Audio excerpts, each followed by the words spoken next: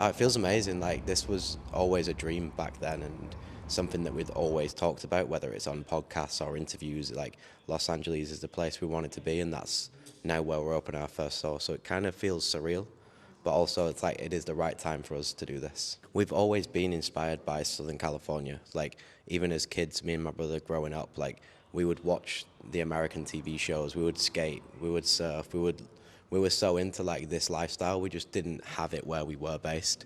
And we looked very different to everyone like that we grew up with. And that led us to coming here 10 years ago. And since then, really, the clothes have always had a bit of California in the DNA. We've seen so many different subcultures within these little, like what you think is one culture over here when you're over in the UK, but you come here and there's so many different aspects to everything. There is definitely elements of our upbringing, our hometown, and like what we are as a brand, and we'll never lose that DNA. I just think we kind of cross over between that Southern California and that British look, which is kind of a unique selling point for us because a lot of the British brands all look the very same, and a lot of the California brands all look very similar. So we're a good crossover there.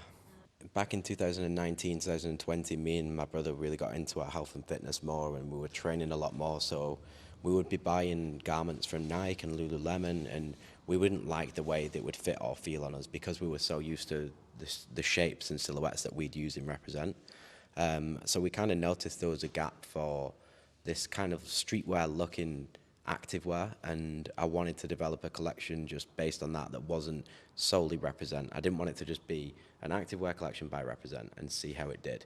I wanted to make it a full arm of the business where it could stand on its own. It could be its own store, it could be in our store, it could eventually become gyms, it could become a whole lifestyle.